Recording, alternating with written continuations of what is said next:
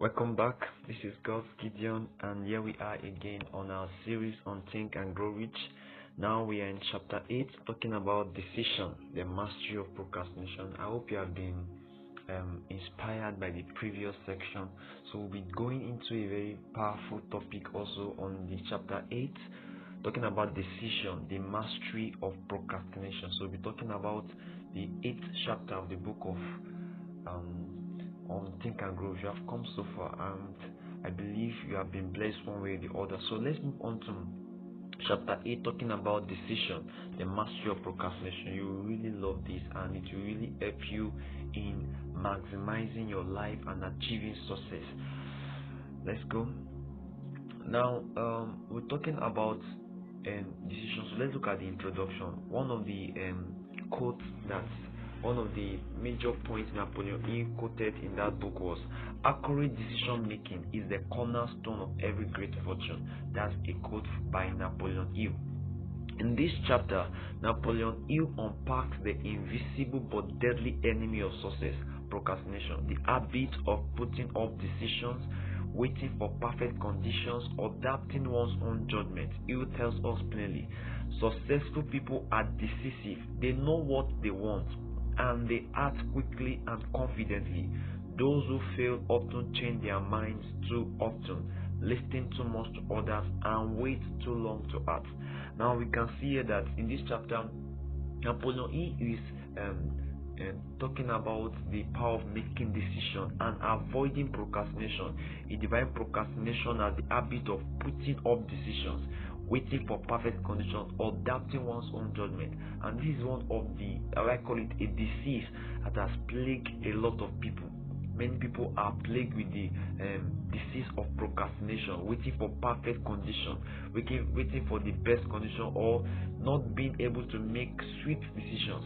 So this chapter is majorly to help us to see the importance of making decisions promptly and accurately. It makes us to understand the dangers of procrastinating. So for anyone that will achieve success in life, for anyone that will going to become great in life, you must have the ability to make decisions. Let's look at that, the quote again. Accurate decision making is the cornerstone of every great fortune. This everyone who succeeded in life made one step at a point in their life. They took step at a point in their life. They took a bold step. The truth is that every journey begins with a step. So if you never make a step, you can never go anywhere. You can never achieve. You can never get your destination. So making decision is one of the cornerstones and one of the things that one of the first and major step you have to take in order to achieve your desired greatness. Let's move on. Now let's see the power of firm decision. The power of firm decision. Throughout his 25 years of research, he discovered that every one of the 500 plus successful individuals he studied, including Henry Ford, Thomas Edison, and Andrew Carnegie, shared this one habit. They made decisions promptly and they changed them slowly, if at all. Now this man called Napoleon, this book was not just brought out of just to make sales. No, it was a book that was thoroughly prepared through years of research, and he did that for 25 years, and he did that interviewing 500 people and more that were successful. And one of those people he interviewed was Henry Ford. That's the founder of the manufacturer of the Ford motors. Thomas Edison is a great scientist who discovered the electric bulb, and he did many other inventions. And the Carnegie was one of the richest man in his days, and they shared one habit. One habit was common with all of them all. They made decisions promptly. When they see the need for making a decision, they do not hesitate. They make decisions promptly, and they change them slowly, if at all they need to change it. So one of the characteristic traits of successful people or people who succeed in life is that they have the ability to make decisions promptly when they need to. Let's move on. The ability to make decisions swiftly is not just a business trait. It's a life discipline. Those who delay making decisions often fall victim to fear, doubt, and confusion. And the longer they wait, the more opportunity slips by. Now, the truth is that everyone, like this ability to make decisions is not just for businessmen, it's not for businesswomen. It is a life discipline. Anyone want to achieve success in life must learn how to make right decisions. Yes, the truth is that every success you see that you admire today first begin with a decision. It got to a point in some people's life, and they think, I have to start doing this. I have to take this bold step. They desire to take one bold step, and that is what leads to the success we celebrate and admire today. And that also applies to you. It applies to me also. For us to achieve any success that we intend to have, is that we must have the ability to make decisions, prompt decisions, right decisions, and we must not allow fear, doubt, and confusion to make us to make the right decision. Because the longer we wait, the more opportunities later. You don't know what your one decision, one step you can take, and the impact it can make. Let's move on and see how God will help us. Now, let's look at real life examples from the book. What are the examples that Napoleon gives that can help to inspire us? Now, he recounts the story of Henry Ford, who was once heavily criticized for his decision to continue producing the Model T long after it was out of fashion. But Ford stuck with his decision. People called him stubborn, but he called it faith in one's own judgment. Eventually, when Ford did switch to a new model, it was by his own volition, not public pressure. Now we can see a man here called Henry Ford, who had the ability to make decisions and to sustain it even in the face of opposition. He was not moved by public pressure. He was not moved by what other people are saying. He stuck to what he believed was right. Now, talking about Henry Ford now, there was a model of a car, of the Ford Motors company. There was a model called Model T. Now, those times when he was making that model, it looked as if it was outdated, and people were trying to force him to change it. Now, change it, and he is supposed to follow the new trend, but he did not change it. Later, he had to change it, but he did not change it because of public pressure. He decided to change it on his own. Remember, I said earlier in the introduction that successful people make decisions promptly and change them slowly, if at all they need to change it. So he is not moved by what other people are saying. He's not moved by public opinion, and that is what made this Ford company still a success today. That foundation of character, that decision making ability to stick to decision, is what makes the Ford Motors still existent today and a very successful company at that. So we have to sustain the ability to make decisions and to stick to a decision and not change it because of what people say. Yes, the crowd is one of the is one of the worst people to follow when you're making decisions. If you follow the crowd, you cannot get the crown. So for you to get the crown, you must not follow the crowd. You must follow your vision. You must follow what is right. Let's move on. So let's look at the hidden enemy, fear of criticism. This is one of the major obstacles to making decisions.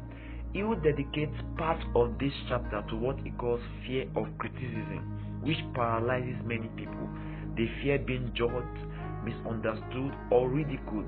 As a result, they keep delaying their ideas and letting others' opinions dominate their choices. It challenges us. Stop asking permission to pursue your dream. Stop handing your destiny to the opinion of others. I think this said it all. Your life is not determined by anyone. No one decides your destiny. You decide your life, because the truth is that whatsoever your life becomes, you are solely responsible for it. Not even God is responsible for your life per se. God is committed to your life, but the outcome of your life is in your hands. So what you become in life is dependent on the decisions you make now. If you sit down and because of what other people will say, because of what people have said, and you refuse to take decision, the right decision, you will have yourself to blame. Because that same people you are afraid that you are thinking they will criticize you are the same people that will come back and say words that are not right to you. So it is better to make decisions and not care what other people say. I want us to read what that this last phrase, that in the last sentence that he used to challenge Jesus. Say, stop asking permission to pursue your dreams. Stop asking permission to pursue your dream. Stop handing your destiny to the opinion of others. You know, this is your life. You are only accountable to God and to the generation you are born to serve. So you have no business making other people decision in part. Well, do something. It is when you are making the right decision, that is when people criticize you, that is one of the indications that you are doing what is right. Because people always want to flock towards what is wrong. People want to just do what is correct. So when you start going against the current, you start experiencing opposition. That is why you have to stick to your vision, stick to your dreams. There are things that you believe there are ideas that are in your mind that can be a blessing to the world. Bring them out. Don't let what other people cage you. This is your life. You own it. You have owned this life. You own it. You own your decision. God is counting on you to make the right decision. Your generation is counting on you to make the right decision. And yourself, your peace, is counting on you to make the right decision. And I hope you do so. Let's move on. And let's see how to master decision making. How do you master the art of decision making? The truth is that we have highlighted the importance. We have emphasized the importance of decision making. But it's not just a one-time ability. It's an habit that we develop day by day. We all have levels in our decision making ability. So let's look at how to master decision making. He who doesn't just diagnose procrastination, he offers a solution. Know what you want. That's the first thing. Know what you want. Clarity breeds confidence. The second thing is practice small decisions. Build the habit daily. Do something that you are afraid to do. Do just one thing. Just maybe you